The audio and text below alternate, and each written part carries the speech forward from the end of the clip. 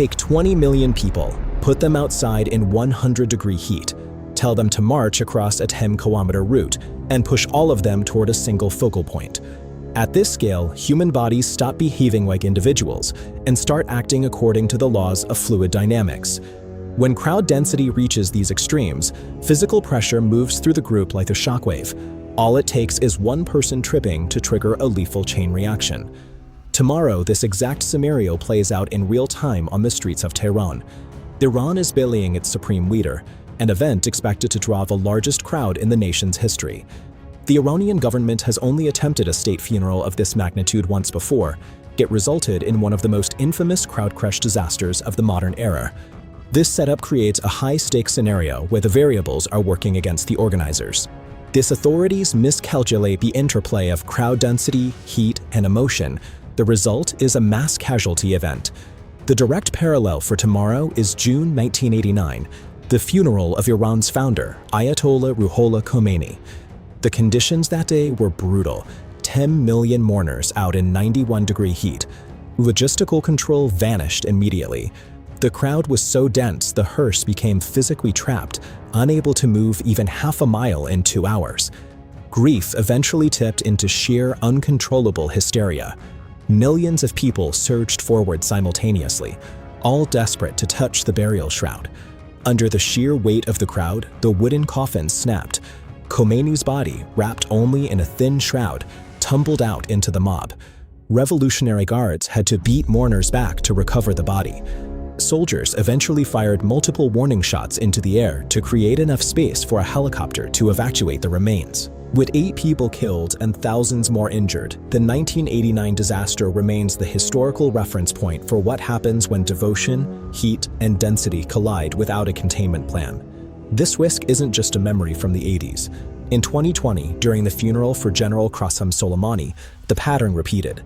Despite modern planning, the crowd crush in Soleimani's hometown killed dozens of people. It proved that even with decades of experience, the regime still struggles to manage the physics of these massive processions. For tomorrow's funeral, the numbers are even higher. Officials expect up to 20 million attendees, nearly double the crowd that broke the 1989 procession. Mourners will cover a 10-kilometer route in 100-degree heat, conditions far more dangerous than 1989. Layer on a psychological multiplier, the threat of war. With active military tensions, the crowd is under immense stress. A single loud noise could trigger a stampede. By combining double the mass with much higher temperatures and an active military conflict, the procession faces risks the state has never managed at once. To counter these risks, the Revolutionary Guard is overseeing an unprecedented security operation. Every detail is being designed to ensure the state avoids a third historical disaster. The measures are drastic. Authorities have ordered the total closure of Tehran's airspace to manage both the threat of military strikes and the potential for crowd panic. On the ground, they are trying to break up the mass of people. 5,000 schools have been converted into rest areas to help stagger the arrival of pogroms and prevent sudden surges at city choke points. To prevent another hearse being swarmed, officials are prepared to use helicopters to move the coffin for the final burial, a direct response to the chaos of 1989. But the most alarming evidence that Iranian officials themselves don't fully trust their own safety plan isn't public at all. It leaked. According to a classified letter obtained by the German outlet Die Welt, Iran's own Red Crescent and National Crisis Management Organization warned First Vice President Mohammad Reza Aref directly. In a worst-case scenario, between 1,500 and 3,000 people could die in crowd-related incidents during these funeral processions.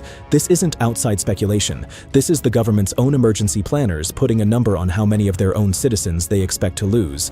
And the preparations on the ground confirm just how seriously that number is being taken. Authorities have quietly formed a special unit whose only job is handling deaths and missing persons during the event. Municipal sources say thousands of graves have already been dug in advance, ready and waiting before a single body has fallen.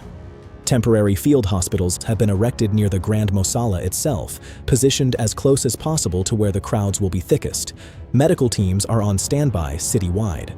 To reduce the choke point risk that turned 1989 into a disaster, all public transportation, buses, the metro, has been made completely free and is running around the clock, specifically to stop people from converging on foot into the same narrow arteries at the same time.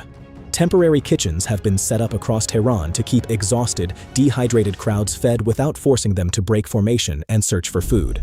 One municipal employee, speaking anonymously, summed up the mood inside the planning rooms bluntly.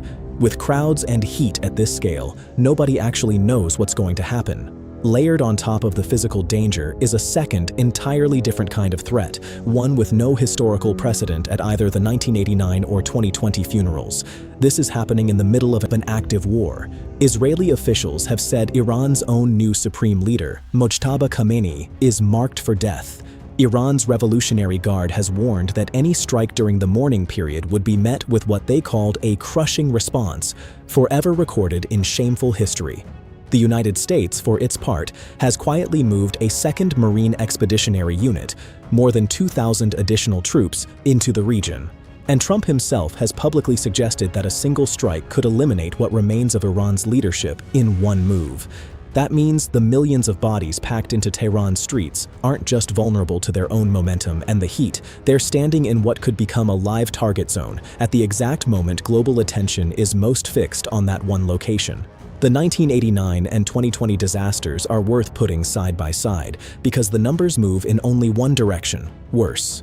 In 1989, roughly 10 million mourners in 91-degree heat led to a snapped coffin, a body torn from its shroud, and 8 confirmed deaths, with reports of thousands more injured. In 2020, at General Qasem Soleimani's funeral in Kerman, a crowd crush killed at least 56 people and injured more than 200. Some reports put the toll even higher, forcing organizers to halt the ceremony entirely and delay the burial until the crowd could be broken up. Now, in 2026, planners are bracing for up to 20 million people in even hotter conditions during an active military conflict. Each disaster in Iran's history has been larger than the one before it. This one is shaping up to be the largest by a wide margin. There's also a political undercurrent that makes this funeral riskier to get wrong than any before it. This ceremony arrives just 6 months after Iranian security forces violently cracked down on nationwide protests against Khamenei's rule. For the regime, a massive, orderly outpouring of public grief is meant to answer those protests, to prove the population still loves, or at least fears, the state enough to show up in force. Parliament Speaker Mohammad Bagher Khalibaf has openly framed the funeral this way, calling on the nation to rise up and carry its cry for vengeance to the world. But a mass casualty stampede, live-streamed to the entire planet on the same week Iran is trying to prove its strength and unity, would broadcast the exact opposite message. Not to enemies abroad, but to its own exhausted population. So tomorrow's procession carries 2 separate countdowns running in parallel. One is medical, whether 20 million bodies, in triple-digit heat, funneled down a single 10-kilometer route, can move without the crowd's own density turning against it. The other is military, whether a war that is technically paused holds its ceasefire for 1 more week, or whether the largest, most symbolically important, most tightly packed target in Iran's modern history becomes something else entirely. Iran has already written its own casualty estimate before the first mourner has even reached the coffin. The only question left is whether preparation this extensive is enough to keep that number from becoming real.